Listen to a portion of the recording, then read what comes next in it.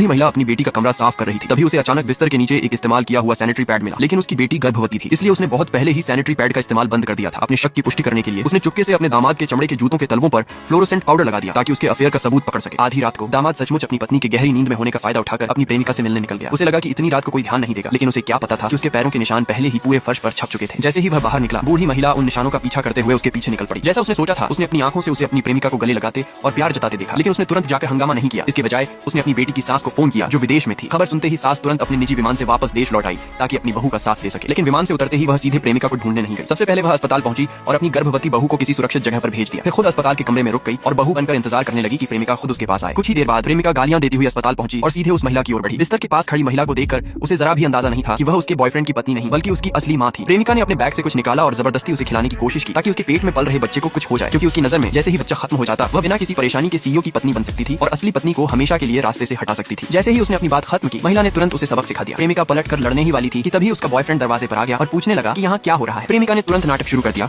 और रोते हुए कहा कि महिला ने उसे मारा है। महिला गुस्से में उसे बेशर्म कहने लगी और बोली कि वह तो अजन्मे बच्चे को मारने वाली थी और अब भी सच को झूठ में बदलने की कोशिश कर रही है। मामला खुल जाने के डर से प्रेमिका ने तुरंत अनजान बनने का नाटक किया। फिर उसने अपने बॉयफ्रेंड के सामने मासूम बनकर कहा कि महिला उस पर झूठा आरोप लगा रही है। बॉयफ्रेंड, जो साफ तौर पर असहज था, बोला कि शायद उनके बीच कोई गलतफहमी हुई है। ये सुनकर महिला का गुस्सा और बढ़ गया। उसने उससे कहा कि वह अपनी प्रेमिका, अपनी पत्नी और अपने अजन्मे बच्चे में से किसी एक को चुन ले। स्थिति बिगड़ती देख प्रेमिका ने तुरंत दुखी चेहरा बनाकर कहा कि उसके चेहरे में बहुत दर्द हो रहा है और शायद वह बदसूरत हो जाए। यह सुनकर बॉयफ्रेंड तुरंत उसके लिए परेशान हो गया। उसने उसका हाथ पकड़ा और उसे डॉक्टर के पास ले जाने लगा, लेकिन महिला ने ठंडे स्वर में कहा तुम कहीं नहीं जाओ। फिर भी बेटे को लगा कि उसकी मां बिना वजह तमाशा कर रही है। दरवाजे से उसने अपनी आंखों से देखा था कि उसकी मां ने उसकी प्रेमिका को मारा था। यह कहकर वह प्रेमिका को लेकर वहां से चला गया। अपने बेटे की नासमझी देखकर महिला ने तुरंत फैसला किया कि अगले दिन अपने जन्मदिन के समारोह में वह सार्वजनिक रूप से अपनी बहू को अपना एकमात्र उत्तराधिकारी घोषित करेगी। उधर प्रेमिका को साथ लेकर जाने के बाद बेटे को एहसास हुआ कि उसने अभी बहुत जल्दबाजी में फैसला लिया था और इससे अगले दिन उसकी उत्तराधिकारी वाली स्थिति पर असर पड़ सकता है। प्रेमिका ने उसे दिलासा देते हुए कहा कि वह महिला सीईओ का इकलौता बेटा है। अगर उत्तराधिकारी उसे नहीं बनाया जाएगा तो फिर और किसे बनाया जाएगा। ये सुनकर ही उसे राहत मिली। फिर उसने प्रेमिका को निर्देश दिया कि वह उसकी मां के लिए सबसे महंगा उपहार चुने ताकि अगले दिन के जन्मदिन समारोह में वह अपनी विरासत के अधिकार को पक्का कर सके। प्रेमिका ने गर्व से कहा कि उपहार पहले ही तैयार किया जा चुका है